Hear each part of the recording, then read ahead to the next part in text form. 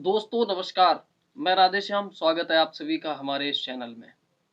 9 और 10 सितंबर को दिल्ली के प्रगति मैदान में स्थित भारत मंडपम में G20 शिखर सम्मेलन का 18वां आयोजन हुआ। भारत ने इस वर्ष G20 की अध्यक्षता की।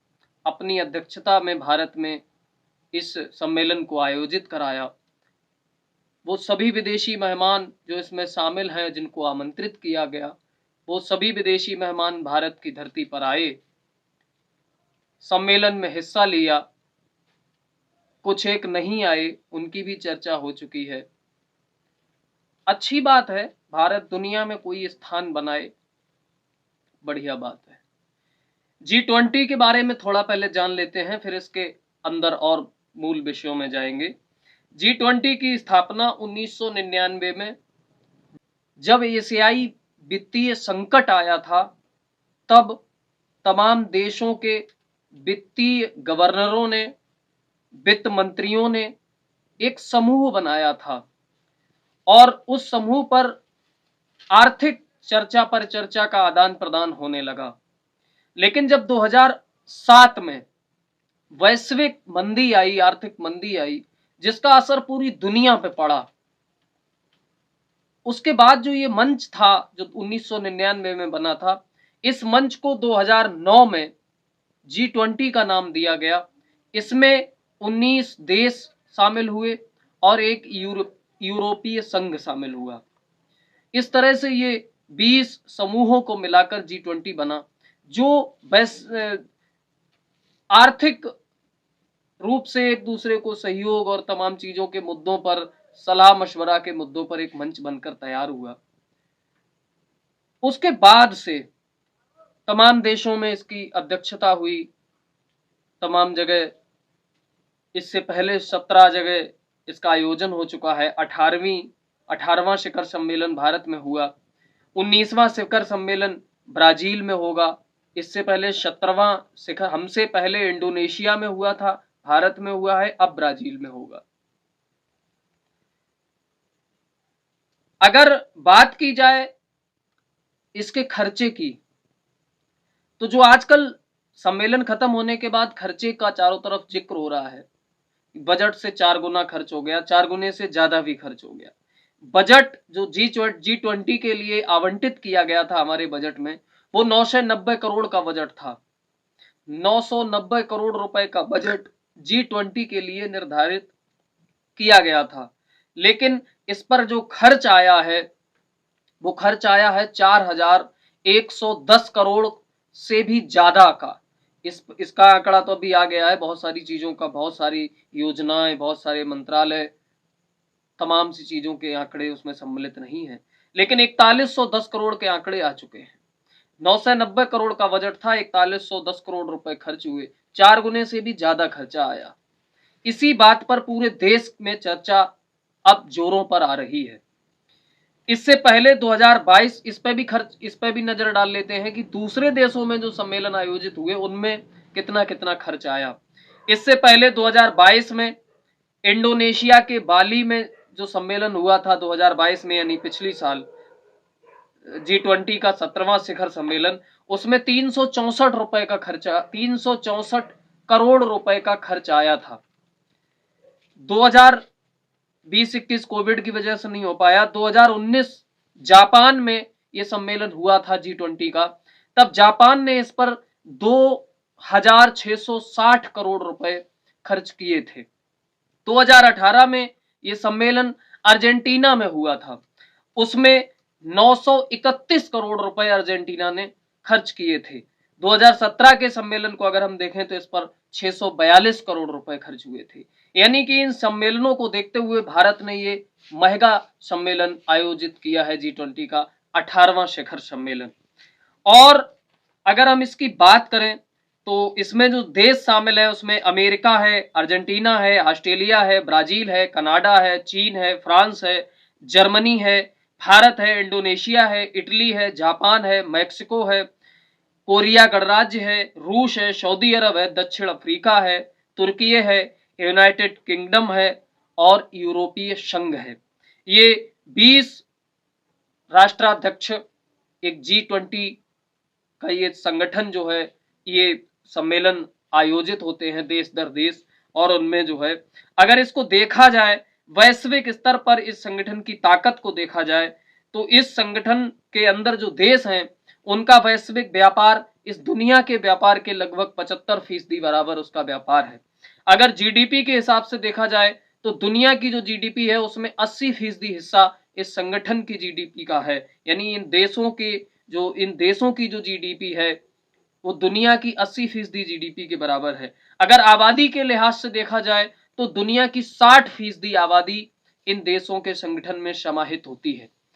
तो जाहिर तौर पर अगर ये संगठन कोई निर्णय लेता है और वो निर्णय जमीन पर उतरता है, धरातल पर उतरता है, तो दुनिया में इसका असर होता है। लेकिन ये जो मामला आजकल बहस का बना हुआ है, और एक मुद्दे पर बात कर लें कि इस G20 का जो शिखर सम्मेलन भारत में आयोजित हुआ, उसके प्रमुख मुद्दे क्या थे? उसके प्रमुख मुद्दे थे, पहला मुद्दा था कि वैश्विक आर्थिक सुधार हो। दूसरा मुद्दा था यूक्रेन में युद्ध जो चल रहा है उस पर रोक लगे, और उसके संबंध में क्या चर्चा होनी चाहिए, रोक लगनी चाहिए, नहीं लगनी चाहिए, कैसे मध्यस्थता करे।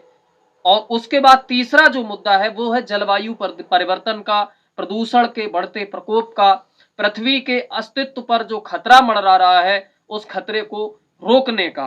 अब जो विवादास्पद चीजें आई हैं सामने, उन पर चर्चा कर लेते हैं। सबसे पहली बात तो ये है कि जो बजट आवंटित हुआ था 990 करोड़, आखिरकार फिर 4110 करोड़ रुपए कैसे खर्च हो गए, कहां खर्च हो गए?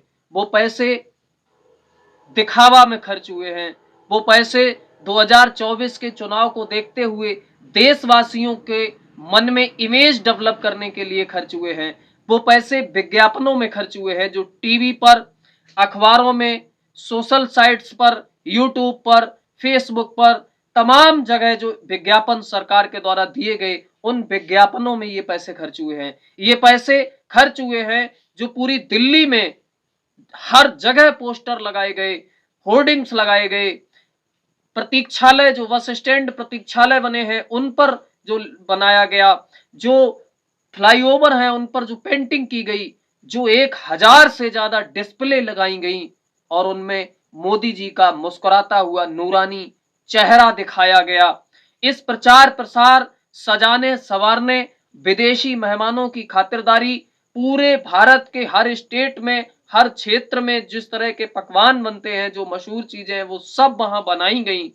अब किसी ने कितनी खाई या नहीं खाई, वैसे भी अमीर लोग कम खाते हैं, और जो थोड़ा सा भी अमीर हो जाता है भारत में, जो हमारे दर्शक हैं वो इस चीज को महसूस कर रहे होंगे, उन्हें हर चीज से परहेज होता है। वो सूखा करेला, सूखी रोटी खाते हैं। उन लोगों के उन देशों के, अमीर देशों के राष्ट्राध्यक्षों के आने पर पूरे देश के और पूरी दुनिया के जो पकवान हैं प्रचलित, वो सब बनाए गए। अब कितने खाए गए कितने नहीं खाए गए ये अलग विषय है। सोने चांदी के बर्तनों में खाना खिलाया गया, और सिर्फ सोने चांदी के बर्तनों में ही नहीं, बल्कि उन सोने चांदी के बर्तनों को निर्मित करने में लाखों करोड़ों रुपए का खर्च किया गया। उन बर्तनों में डिजाइन बनाई गई, उन बर्तनों में कलाकृतियां बनाई गई, और उन कलाकृतियों से उन मेहमानों का परिचय कराया गया। एक विवादास्पद तस्वीर बीच में उभर कर आई कि खाने की जो थाली थी, जो सोने की थाली जिस पर मेहमानों ने खाना खाया, उस थाली पर अशोक स्तंभ का चित्र की कलाकृति की गई है, जिस पर लोगों ने आपत्ति भी दर्ज की कि जब हमारे राष्ट्रीय प्रतीक चिन्ह पर खाना खाया जाएगा तो उस जूठन जो उस पर फैलाई जाएगी, उस पर भी लोगों ने आपत्ति दर्ज कराई थी। लेकिन उस आपत्ति से, राष्ट्रीय प्रतीक चिन्ह के अपमान से साहिब को क्या लेना देना? उन्हें तो बस अपनी छवि निखारनी है, अपना डंका बजाना है और अपना प्रचार करना है, खुद को प्रमोट करना है, कार्यकर्ताओं को एक टोकन देना है कि देशवासियों को परोसो। ठीक उसी तरह जिस तरह से दो तस्वीरें देश के सामने आई। पहली तस्वीर आई कि पूरी दुनिया के राष्ट्राध्यक्ष जितने भी उस सम्मेलन में आए, वो सारे के सारे राष्ट्राध्यक्ष गांधी की समाधि पर गए, राष्ट्रपिता महात्मा गांधी बापू के चरणों में सबने नमन किया, श्रद्धा के सुमन अर्पित किए। और दूसरी तस्वीर आई ऋषि सुनक की, जो अक्षरधाम मंदिर में अपनी पत्नी के साथ दर्शन कर रहे हैं, प्रणाम कर रहे हैं, दंडवत। ये सही है, चलो अच्छी बात है, मैं भी इसका समर्थन करता हूं। जो जिस धर्म को मानता है उसकी भावनाएं हैं, वो सम्मान होना चाहिए और अच्छी बात है, सबको अपनी अपनी परंपराओं का पालन करना चाहिए। लेकिन जब से ऋषि सुनक की वो तस्वीर आई है, तब से पूरी की पूरी भक्त मंडली उस तस्वीर को लेकर पूरी दुनिया में, पूरे देश में, फेसबुक पर, व्हाट्सएप पर, इंस्टाग्राम पर, ट्विटर पर परोसे पड़ी है और ये बता रही है कि देखो, भारत में ही सनातन के लोग विरोध करते हैं और दुनिया सनातन को मानती है। भारत में सनातन का कोई विरोध नहीं करता। कोई एक शख्स ऐसा दिखा दो जिसने सनातन का विरोध किया हो। बस विरोध अगर कोई करता है तो वो उन रूढ़िवादी परंपराओं का करता है, जिन रूढ़िवादी परंपराओं से किसी समाज का, किसी तबके का अपमान होता है या उन परंपराओं से समाज में गैर बराबरी उत्पन्न होती है। उसके बाद जो 3 मुद्दे थे, वैश्विक आर्थिक सुधार हो, पहला मुद्दा, कितना वैश्विक आर्थिक सुधार होगा ये देखने वाली बात होगी। लेकिन जहां भारत पर 2014 तक, 1947 से लेकर 2014 तक 55 लाख करोड़ रुपए का कर्जा था, वो कर्जा 2014 के बाद 2022 तक 155 लाख करोड़ हो गया। यानी आजादी के बाद पंडित नेहरू से लेकर डॉक्टर मनमोहन सिंह तक सिर्फ 55 लाख करोड़ रुपए का कर्ज लिया इन प्रधानमंत्रियों ने, और अकेले मोदी जी ने 8 साल में 100 लाख करोड़ रुपए का विदेशी कर्ज देश पर लाद दिया है। ये भी दुनिया देख रही है कि कर्ज में डूबा हुआ देश वैश्विक आर्थिक सुधार की बात कैसे कर सकता है, उसमें पहल कैसे कर सकता है। उसके बाद यूक्रेन युद्ध के विषय में पहले ही लोकसभा में झूठ बोला जा चुका है इस देश के गृह मंत्री के द्वारा कि हमने यूक्रेन का युद्ध रुकवा दिया था अपने लोगों को बुलाने के लिए, जबकि भारत के ही विदेश मंत्रालय के प्रवक्ता ने कहा कि अगर हम रुकवा सकते हैं तो हमने फिर प्रारंभ करने की भी तो इजाजत दी होगी। ऐसा कुछ हुआ नहीं जैसा दावा किया गया लोकसभा में। तो झूठ बोलने की जो एक डिग्री है वो कहीं ना कहीं लोकसभा में प्रदर्शित हो गई थी, और इससे ज्यादा कुछ नहीं कहना चाहता हूं।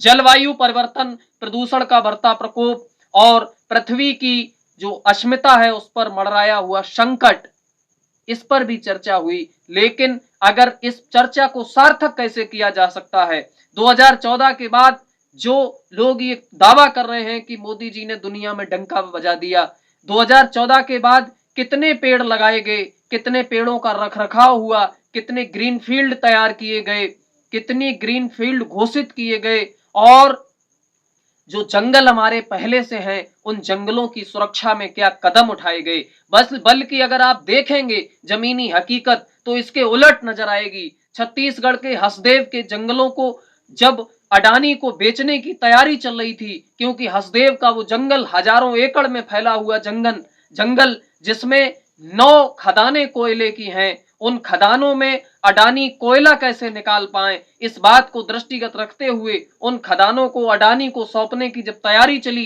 करीब 4000 से ज्यादा पेड़ कट गए। लोगों ने, वहां आदिवासियों ने प्रोटेस्ट किया। छत्तीसगढ़ सरकार ने विधानसभा में बिल पास कर दिया कि ये जंगल ना काटे जाएं, ये पेड़ ना काटे जाएं, ये जलवायु पे इसका प्रभाव पड़ेगा और कहीं न कहीं निश्चित तौर पर ऑक्सीजन के संकट से देश को जूझना पड़ेगा। उसके बावजूद भी जब इस तरह का विधान बना दिया, छत्तीसगढ़ सरकार ने इस तरह का कानून बना दिया, तो ईडी की छापेमारी तुरंत अगले महीने से ही जुलाई में वो विधान बना और सितंबर में चिट्ठी जारी हुई और अक्टूबर के महीने में ही ईडी वहां घुस पड़ी 2022 में, और उसके बाद आज तक छत्तीसगढ़ सरकार पर ईडी का खतरा मंडरा रहा है। तो जो चीजें हैं उन पर सरकार आखिर काम कितना कर सकती है और दुनिया कितना काम कर सकती है, G20 में शामिल देश कितना काम कर सकते हैं, इस विषय में जब जानने की हमने कोशिश की तो JNU के रिटायर्ड प्रोफेसर और अंतर्राष्ट्रीय मामलों के जानकार प्रोफेसर SD मुनि ने ये बताया कि G20 के अब तक जो शिखर सम्मेलन हुए हैं, पूरी दुनिया पर उनका कोई प्रभाव जमीनी हकीकत में आया नहीं है। अगर जमीनी हकीकत में इसका कोई प्रभाव नहीं आया है, तो क्या ये माना जाए कि कहीं न कहीं ठाट बाट के चलते दुनिया के अमीर देश एक पार्टी बतौर, जैसे तमाम लोग पार्टी करते हैं, उसी पार्टी बतौर हर देश को जिम्मा दिया जाता है कि आप खाने पीने रहने का इंतजाम करिए, हम सब आएंगे, गप सड़ाके होंगे और उसके बाद अपने अपने विमानों पर बैठकर उड़ जाएंगे। हजारों करोड़ का खर्चा होगा और ये जिम्मा तयशुदा तरीके से हर देश को वर्ष दर वर्ष दिया जाएगा। अगर दुनिया पर इसका प्रभाव नहीं पड़ा है तो फिर तो यही माना जाए। दूसरी तरफ जो 4110 करोड़ रुपए खर्च कर दिए गए, उस भारत में सोने की थाली में खाना खिलाया गया, उस भारत में हजारों करोड़ रुपए को प्रचार प्रसार के लिए, मोदी जी का चेहरा दिखाने के लिए हजारों डिस्प्ले लगाई गई, पोस्टर्स लगाए गए, सब कुछ किया गया। अच्छी बात है, देश की छवि दुनिया की नजरों में अच्छी होनी चाहिए।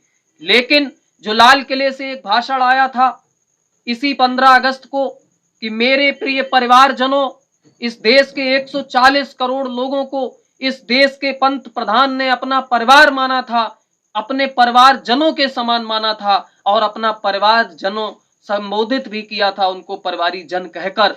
तो उन्हीं अपने परिवारी जनों पर लगभग 16 झोपड़पट्टियों पर बुलडोजर चलाए गए। 1.25 लाख लोगों के सामान को निकालकर टेम्पो में भरकर, कचड़े वाले ट्रकों में भरकर दिल्ली से बाहर छोड़ दिया गया, बेघर कर दिया गया। वही झोपड़पट्टियों में रहने वाले वो गरीब जो मुफलिसी का शिकार हैं, जो बेरोजगारी का शिकार हैं, यूपी और बिहार जैसे, झारखंड जैसे पिछड़े राज्यों से जो लोग दिल्ली जाते हैं, राजधानी में ठेली रेहड़ी लगाते हैं, ऑटो चलाते हैं, जो सर पर रख के कुछ बेचते हैं, बसों में कुछ बेचते हैं, ऐसे गरीब लोग झोपड़ियों में रहते हैं, झोपड़पट्टी बस्ती है और उन झोपड़पट्टियों में रहकर वो अपना गुजारा करते हैं। राजधानी में इस आसरे से जाते हैं कि गांव में हम कुपोषण अशिक्षा के शिकार हैं, राजधानी में जाएंगे तो रोजगार मिलेगा। उन गरीब और मुफलिस लोगों को 16 बस्तियों पर को बुलडोजर से कुचला गया, उन्हीं परिवारी जनों को बुलडोजर से कुचला गया, 1.25 लाख परिवारी जनों को बेघर कर दिया गया, मासूम बच्चों को निकाल के फेंक दिया गया। कई किलोमीटर में गरीबों की झोपड़ी छुपाने के लिए, गरीब बस्तियों को छुपाने के लिए, उनकी टूटी फूटी इमारतों को छुपाने के लिए, टूटे फूटे मकानों को छुपाने के लिए बढ़िया पर्दे लगाए गए और उन पर्दों पर साहब का नूरानी चेहरा छपा हुआ पोस्टर होर्डिंग लगाया गया। क्या दुनिया इस गरीबी को नहीं देखती? क्या दुनिया ये नहीं देखती कि आप जब दुनिया में जाके इस चीज का बखान करते हैं, स्वयं प्रधानमंत्री मोदी, कि भारत सरकार आज अपने देश के 80 करोड़ लोगों को मुफ्त में राशन मुहैया करा रही है, तो उन देशों के आए हुए लोग जो ये जानते हैं कि आपके देश में 80 करोड़ लोग ऐसे हैं जो सरकार के फ्री के अनाज पर निर्भर हैं, उस देश में सोने की कलाकृतियों पर बने हुए बर्तनों में खाना खाया उन्हीं मेहमानों ने, तो ये इस देश की गरीबी का मजाक नहीं है तो और क्या है। अगर हम बात करें, निश्चित तौर पर अगर हम बात करें जो काला धन की, दुनिया में काले धन पर बड़ी चर्चा हुई, मोदी सरकार ने भी काले धन पर बड़ी चर्चा की थी, सरकार में आने से पहले मोदी जी भी चर्चा करते थे, लेकिन स्विस बैंक के जो आंकड़े हैं वो ये बताते हैं कि 2014 में भारतीयों का जितना काला धन था वो 2017 में ही दोगुना हो गया। यानी मोदी सरकार बनने के बाद भी स्विस बैंक में काला धन जमा होता रहा और वो पैसा भारत से बाहर कैसे गया सरकार ने आज तक नहीं बताया। जो सरकार ये दावा कर रही थी कि हम काला धन वापस लाएंगे, वो सरकार काला धन बढ़े ना इस पर भी रोकथाम के कोई कदम नहीं उठा सकी। 2014 में जो काला धन था वो 2017 में ही दोगुना हो गया और जो 2017 में था उसका दोगुना 2021 में हो गया। तो 50,000 करोड़ रुपए से ज्यादा जो भारतीयों का जमा काला धन है वो किसका है, इसकी सूची भी 2010-12 2011 में चल रही थी, लेकिन 2014 के बाद ऐसी कोई सूची नहीं आई। तो फिर क्या है ये? और जो बात कहीं न कहीं मैं कहना चाह रहा हूँ, G20 का बड़ा प्रचार किया जा रहा है। क्या मिलेगा उन लोगों को? क्या मिलेगा उन लोगों को जो 1.25 लाख लोग G20 के नाम पर बुलडोजर से कुचल कर निकाल दिए गए झोपड़ियों से? क्या मिलेगा गरीब को? क्या मिलेगा मुफलिस को? क्या मिलेगा बेरोजगार बच्चों को? क्या मिलेगा ऑक्सीजन के अभाव में तड़फ कर मरे हुए बच्चों के परिवारीजनों को? या क्या मिलेगा इस देश में पुनः ऑक्सीजन प्लांट कोई उसके बाद लगाया गया? कोविड काल जैसी महामारी के बाद क्या फिर कोई स्टाफ नर्स की भी कोई भर्ती पूरे देश में की गई? कहीं न कहीं निश्चित तौर पर ये प्रश्न चिन्ह खड़े होते हैं। और जो भारत की जीडीपी है, वो जब कोविड काल में गड़बड़ाई थी, सारे के सारे आयाम ध्वस्त हो गए थे, कहीं से भी आमदनी नहीं हो रही थी सरकार को, रेवेन्यू पूरा ठप हो गया था, रेवेन्यू कलेक्शन बंद हो गया था। तब जीडीपी को बरकरार रखने में जीडीपी की कमर साबित हुई थी, रीढ़ की हड्डी साबित हुई थी भारत की कृषि व्यवस्था। और कृषि प्रधान देश, कृषि व्यवस्था ने इस देश की जीडीपी को मजबूत रखा। उस कृषि को लेकर भारत और भारत की सरकार कितनी संजीदा है, मैं एक उदाहरण आपके सामने देना चाहता हूं कि अगर कृषि बीज खाद आप खरीदेंगे तो आपको जीएसटी देनी पड़ेगी। अगर आप ट्रैक्टर खरीदेंगे इस देश में तो आपको 18% जीएसटी देनी पड़ेगी। अगर आप कृषि से संबंधित मशीनरी उपकरण खरीदेंगे तो आपको 12% से 18% जीएसटी देनी पड़ेगी।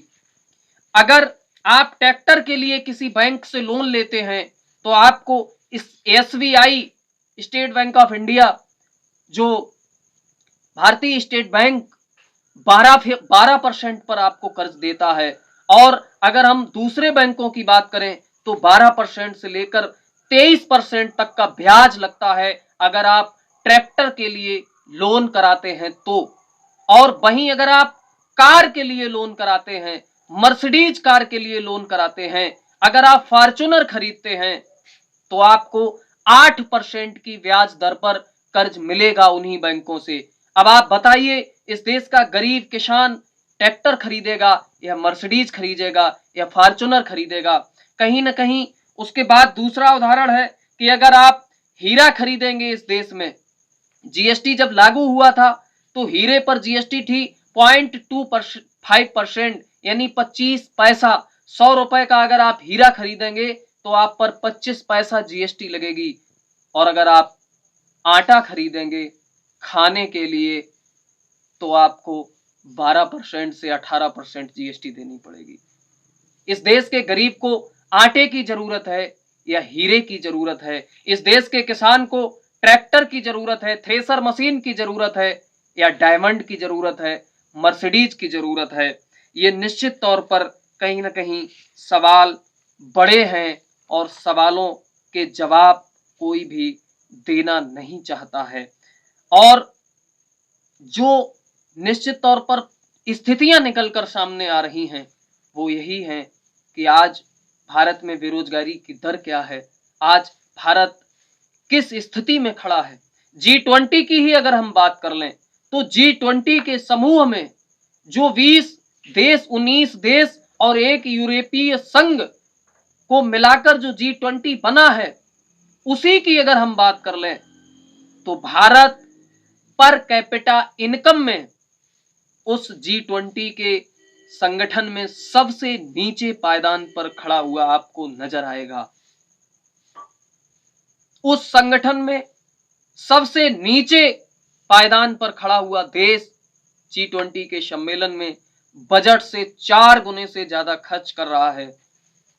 और उस देश का राष्ट्राध्यक्ष डिस्प्ले अपनी लगवाकर सैकड़ों करोड़ रुपए खर्च कर रहा है। ये भारत की मुफलिसी और गरीबी का मजाक है। G20 के दौरान तमाम से लोगों पर बुलडोजर चलाया गया, तमाम से लोगों को बेघर किया गया, तमाम से लोगों को कीड़ा मकोड़ा समझकर उनकी बस्तियों को चादरों से ढक दिया गया, पाबंदी लगाई गई उनके बाहर निकलने पर, छत पर चढ़ने पर।